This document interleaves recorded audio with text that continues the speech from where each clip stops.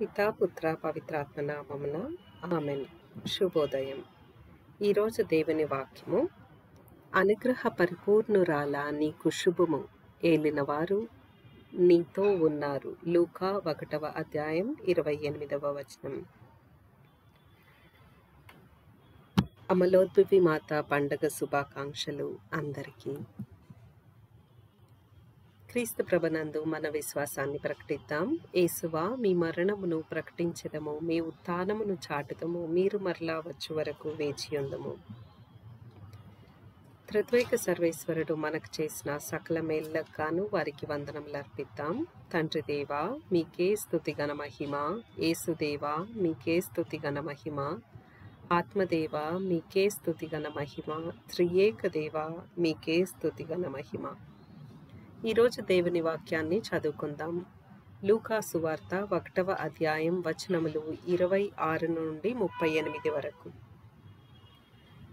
తదుపరి 6వ మాసమున దేవుడు గాబ్రియేలు దూతకు గలిలయ సీమయందలి నజరేతు నగరమునకు పంపెను. ఆ దేవదూత దావీదు వంశస్థుడగు యోసేపునకు ప్రదానము చేయబడిన కన్యక యొద్దకు పంపబడెను. ఆమె పేరు మరియమ్మ. దేవదూత లోపలికి వచ్చి ఆమెతో, అనుగ్రహ పరిపూర్ణురాల నీకు శుభము, ఏలినవారు నీతో ఉన్నారు అనెను. మరియమ్మ ఆ పలుకులకు కలత చెంది ఈ శుభవచనము ఏమిటో అని ఆలోచించుచుండగా, దేవదూత, మరియమ్మ భయపడకుము, నీవు దేవుని అనుగ్రహమును పొందియున్నావు. ఇదిగో, నీవు గర్భము ధరించి కుమారుని కనెదవు. ఆ శిశువునకు యేసు అని పేరు పెట్టుము. ఆయన మహనీయుడై మహోన్నతుని కుమారుడని పిలువబడును. ప్రభువగు దేవుడు తండ్రి అయిన దావీదు సింహాసనమును ఆయనకు ఇచ్చును. ఆయన సర్వదా యాకోబు వంశీయులను పరిపాలించును. ఆయన రాజ్యమునకు అంతమే ఉండదు అనెను.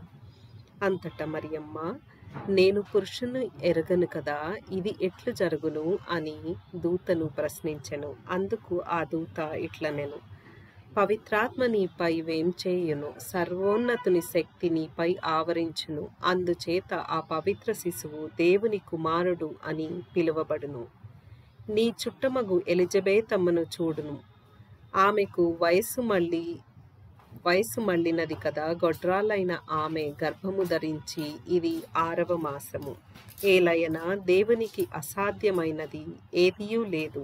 అంతటా మరియమ్మ, ఇదిగో, నేను ప్రభు దాసురాలను, నీ మాట చొప్పున నాకు అగునుగాక అనెను.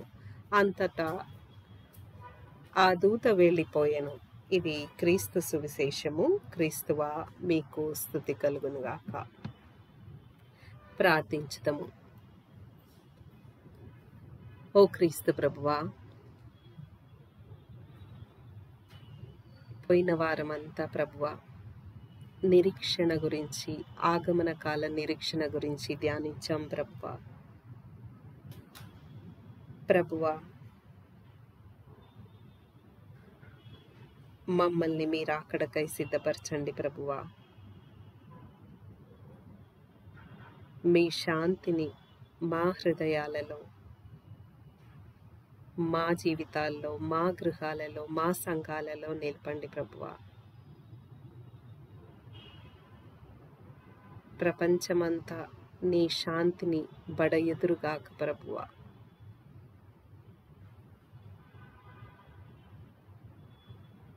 భారముచే అలసి సొలసి ఉన్న సమస్త జనులారా, నా యొద్దకు రండు, నేను మీకు విశ్రాంతిని వసగెదను అని చెప్పిన ప్రభువా, మమ్మల్ని మీకు సంపూర్ణంగా సమర్పించుకుంటూ మా బరువులు, బాధ్యతలన్నిటినీ మీకు అర్పిస్తున్నాం ప్రభువా. వాటిని సులభతరం చేయండి ప్రభువా.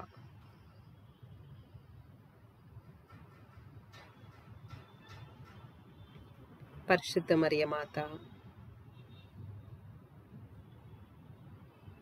మీరు నిష్కళంక కన్యక, ప్రభువుకి జన్మనిచ్చారు ప్రభువా. అమలోద్భవి మాతగా ఉన్నారు తల్లి. పరిశుద్ధ జనని, మమ్మల్ని కూడా మీ ప్రార్థనల ద్వారా దేవునికి అంగీకార యోగ్యముగా చేయమని, దేవుని వద్దకు మమ్మల్ని చేర్చమని మిమ్మల్ని బ్రతిమాలి వేడుకొంచున్నాం తల్లి. మీ దీవెనలు మాకు ఎంతో అవసరం తల్లి. పరిశుద్ధ జనని మా కొరకు ఎల్లప్పుడూ ప్రార్థించండమ్మా. పరిశుద్ధ జీవితం జీవించుటకు దేవుని కృపకి పాత్రలం అయ్యేలాగా మమ్మల్ని దీవించండి మాత. ఓ పరిశుద్ధుడైన క్రీస్తురాజా, మా ఈ ప్రార్థనను